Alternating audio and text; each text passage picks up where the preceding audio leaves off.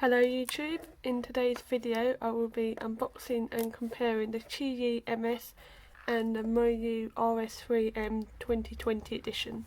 About to unbox them, it's so exciting. Right, so here it is. It just opens like that. That's pretty neat. Comes with some pamphlet in case I ever forget how to solve it.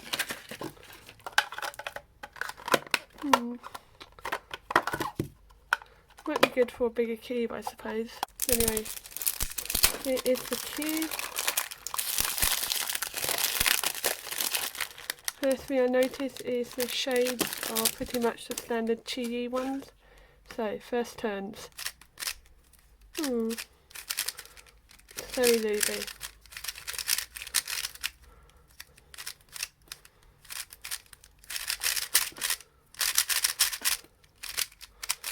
Bit locky, but that's probably just my cold hand turning. Overall, not that impressed to start with. Bit tight, bit looby, but I'm sure once I've done a few solves and I'm used to it, it will be a bit better. But oh, look at that.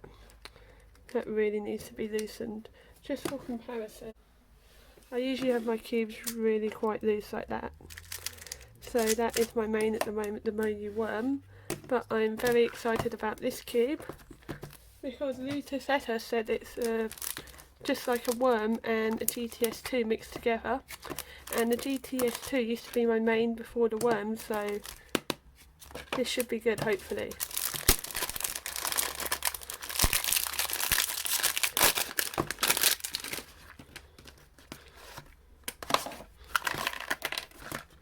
Oh, another cube stand. Oh, another orange one though. Boo. Look at the accessories box. Oh, another blue screwdriver. Add that to my collection.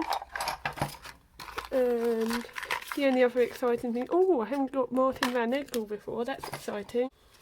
So here's all my other Moyu cards, so that will go nicely. Now, onto the cube itself. Got the classic Moyu cubing classroom logo.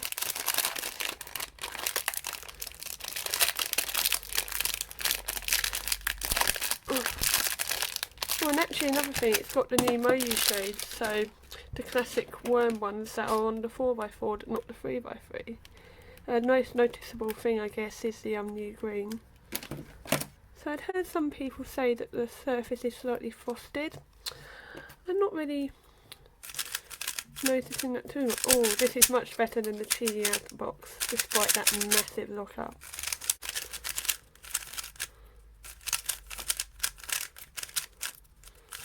I'd say it's slightly sandy, maybe. So when YouTubers say it's difficult to solve through the viewfinder, they are not lying, it is really quite strange. So to summarise, the Qiyi MS has strong magnets and is very tight and has blocky turning, and the RS3M is a bit tight but not quite as tight as the Qiyi. It has very weak magnets and more fluid turning. So what I'll do now is I'll do some solves on both of these and I'll give you my final thoughts.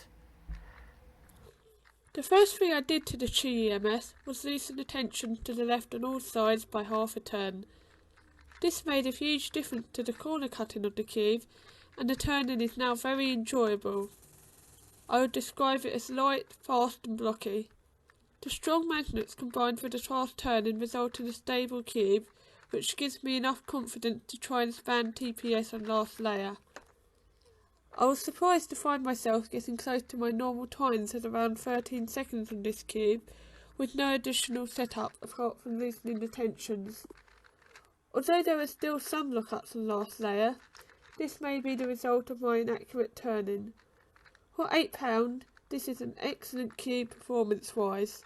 The cheaper price is because there are no customisation options.